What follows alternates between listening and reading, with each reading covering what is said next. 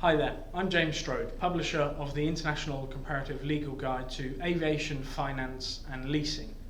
I'm joined today by Perrotta, one of the senior partners at K&L Gates in London, and Nino Judge, CEO of new age airline Flypop. Thanks very much to both of you for joining. Pleasure, good to be here. Nino, if I can start with you. You have had tremendous success and many congratulations in launching Flypop. I'm sure over the past few years, and in particular during the COVID pandemic, you've been called crazy for attempting to set up an airline. Mostly by him, yes. I'm keen to hear a little bit about, and I'm sure everybody watching this is keen to hear a little bit about those challenges that you've faced over the past couple of years in launching Flypop. No, thank you. Yeah, it's been 7 years in the making, and it has been a journey, as they say. But every year the proposition just got sharper and sharper. So we kept finessing it, kept getting the right people on board who had the real low-cost DNA, because that was very important to have that absolutely as a low-cost DNA. And then, of course, in the middle of the pandemic, when it looked absolutely desperate, we got the government future fund funding, which was an absolute blessing.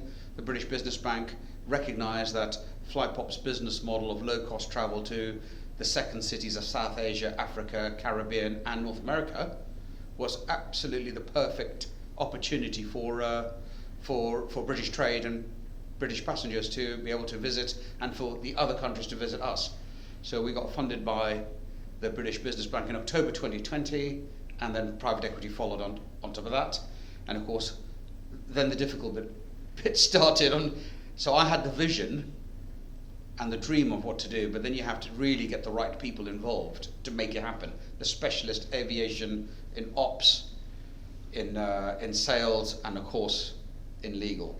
And the next year was all about getting the contracts right, and I really didn't realise how much legal work would be involved in getting all the the regulatory stuff done, the leases done, and then all the airport deals and ground handling deals. It's all contractual work, which I'm all for that.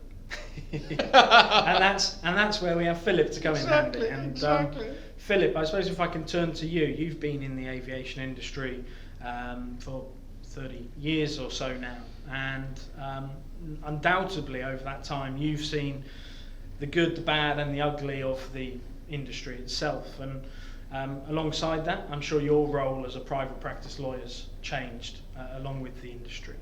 I'm keen again to hear a little bit from your perspective as we come out of the pandemic, how your role as a private practice lawyer is now, and what you're seeing from your side of the table in terms of where the industry wants to go, what your focuses are and what the challenges are that are being presented to you.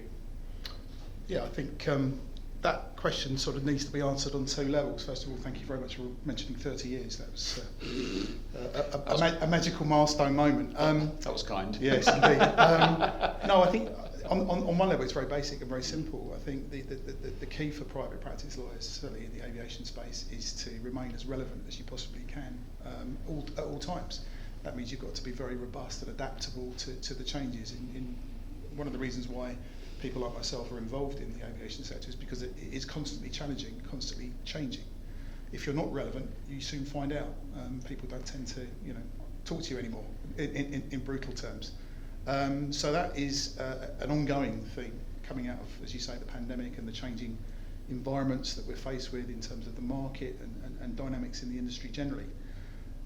Once you drill down a little bit, what are we really about?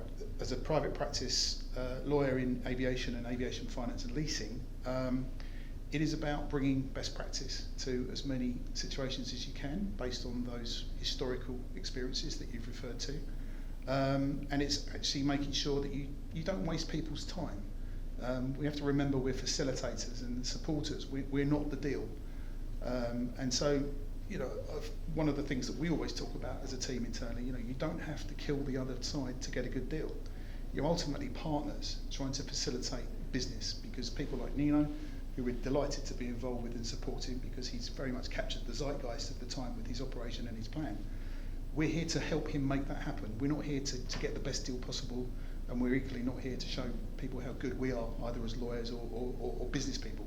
So it's actually keeping that context piece in mind is very, very important.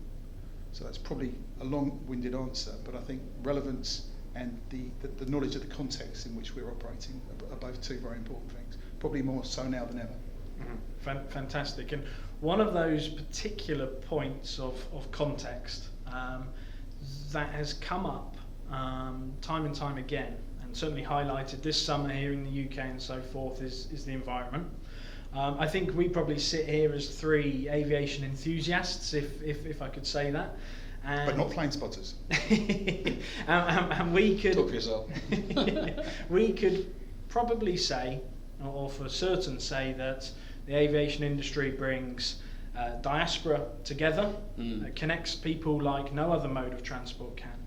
It services goods around the world, again, like no other transport mode can. And there's an overall economic growth and prosperity background to what aviation is.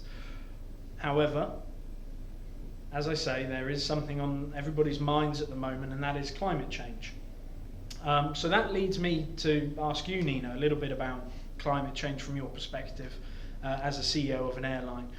Flypop, well, the pop itself stands for a few things, and I'll let you tell everybody at home what that's all about. But I suppose I'm interested to hear whether you think the airlines and the aviation industry as a whole, from airlines to manufacturers and everybody in between, are really doing enough to tackle climate change and perhaps those wider ESG values that we're starting to see in society. So I think pre-COVID, the aviation industry was in denial about the avalanche of sustainability that was coming our way, and I think over the past 2 years they've really had a chance to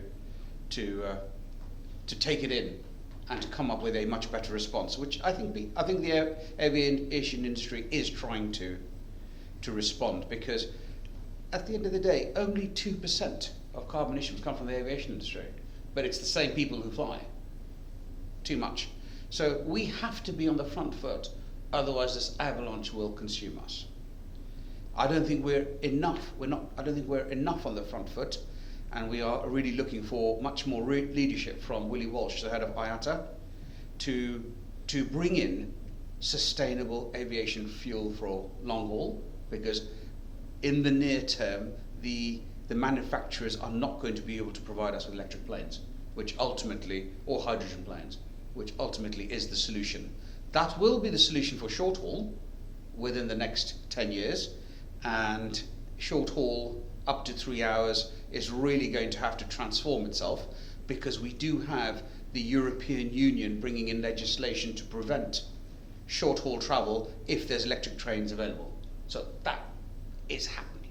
You can't fight it, it's going to happen. So short haul carriers are going to have to deal with that. We want to deal with sustainability long haul, but our only solution is sustainable aviation fuel, SAF. That's not readily available, and it's 3 times more expensive than jet fuel.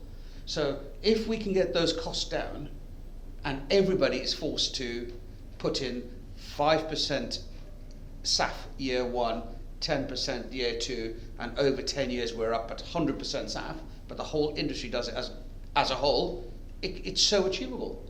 But it does need jointed thinking and leadership from the top. For us, POP has always been planet over profit, people over profit, and purpose over profit.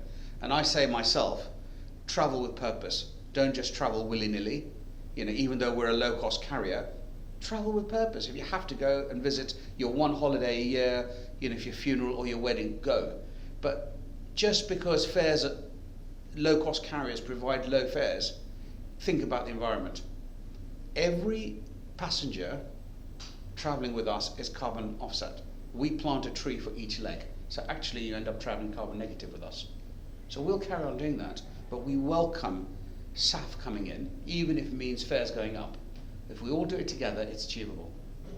For every meal sold on board, we give 5 meals away to the poor and the needy. So that's part of our people over profit, and I'll explain the purpose, travel with purpose. And I think that is the new age part of Flypop is, yes, we're doing everything everybody else is doing, low cost, non-stop, treating passengers with respect. But I think it's the sustainability which is going to be the third dimension of aviation, which we want to be on the front foot of. Fantastic. Philip, any points, again, as a private practice lawyer, that you want to pick up on what Nino said? No, I mean, anything that I say is only going to validate a lot of what Nino's just said.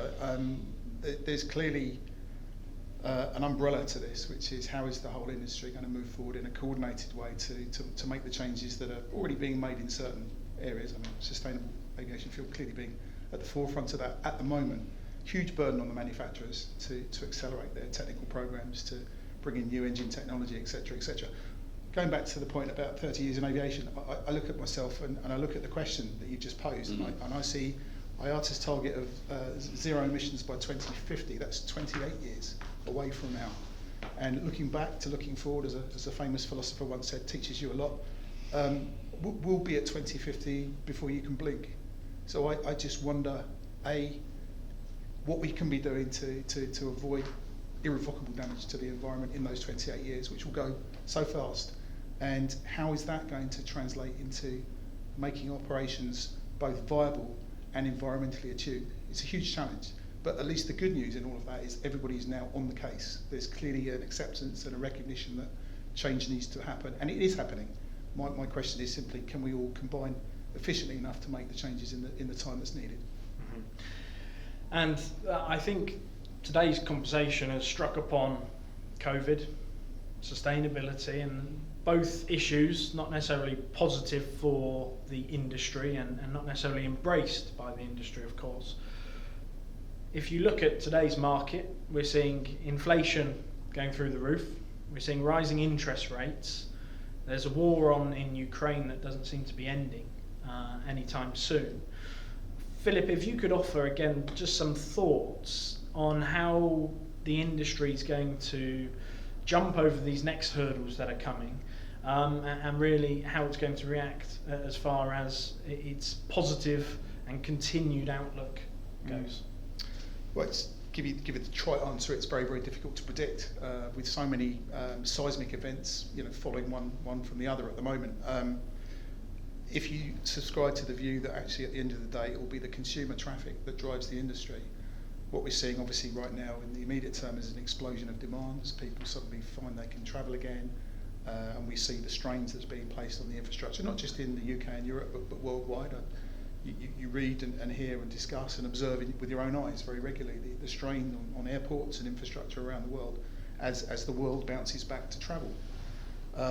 Those other elements that you mentioned, people's disposable income potentially becoming sort of reduced in net terms.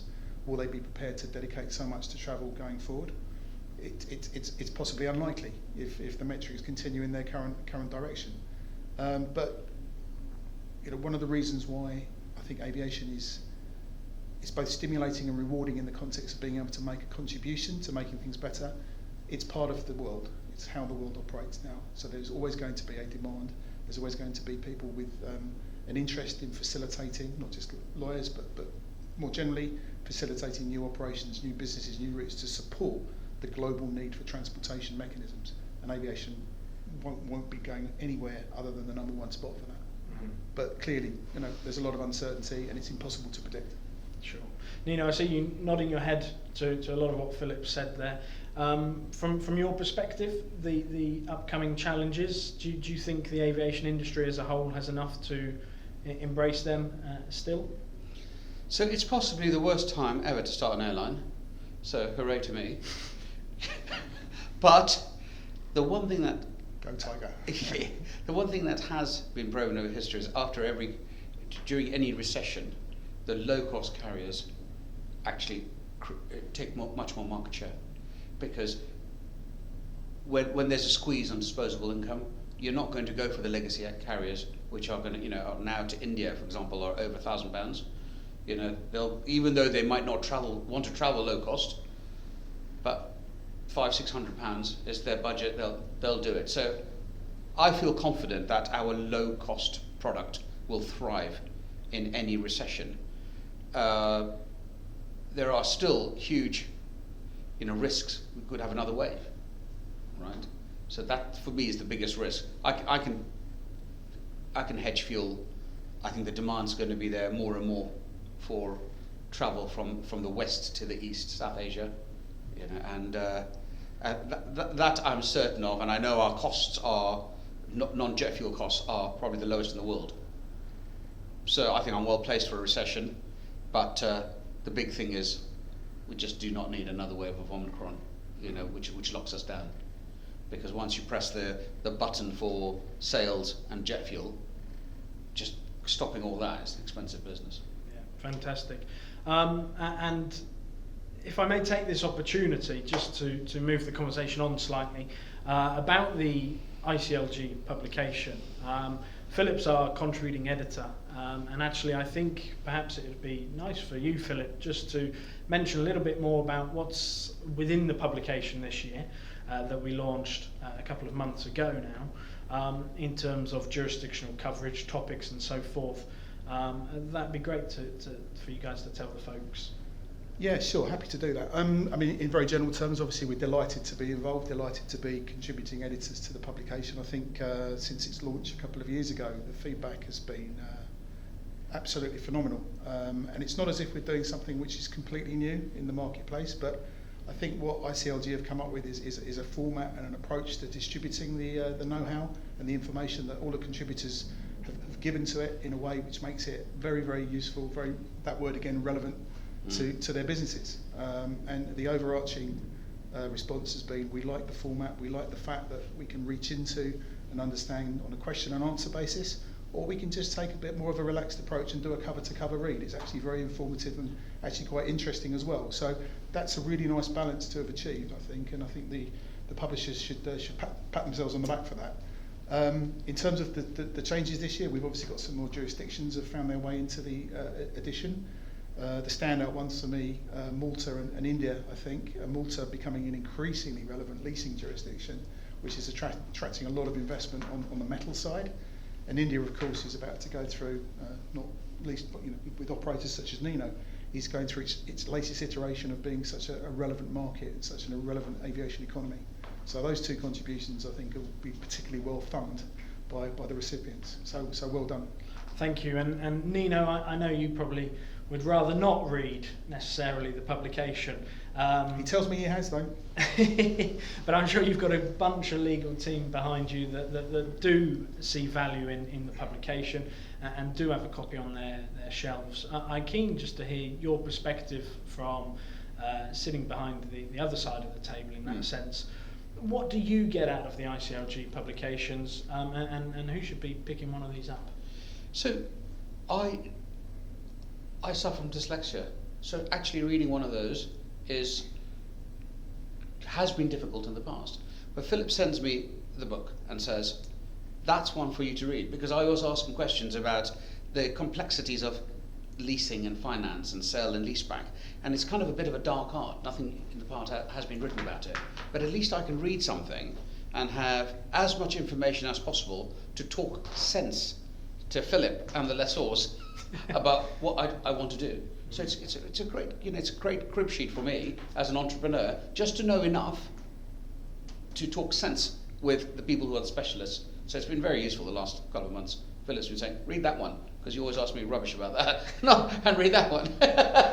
So it's been very useful. I think you're being very modest. I think you've got a very, very quick grasp of the subject anyway, but if it helps, that's fantastic. It does. No, that's brilliant. And gentlemen, I appreciate you guys making some time and coming along today for it. Obviously, continued best wishes for Flypop. Thank you. Absolutely. And all I'd say is, feel free to spread the word of the ICLG Aviation Finance and Leasing publication some more.